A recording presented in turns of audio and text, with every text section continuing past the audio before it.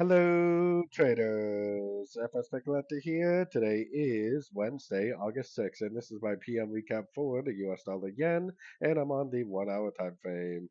So on the US dollar yen, we did end up making a lower high, and this is definitely looking like one, two, three waves up. Now, if this is the end of a crescent up here, this whole first move down should be a wave one potentially. Could be a wave A, but more than likely a wave one. What do we know about wave ones? Most wave ones do end around the break of structure point, which is way over here. So that's why I think we could continue to make lower lows, lower highs, at least until we get this break of structure. Then maybe we'll make like a bigger pullback for wave two. But for now, definitely still bearish. Definitely no break of structure to the upside. Definitely still looking for shorts on pullbacks. So anyways, don't forget to check out my website, fxpipcollector.com. And as always, thank you for watching and happy trading.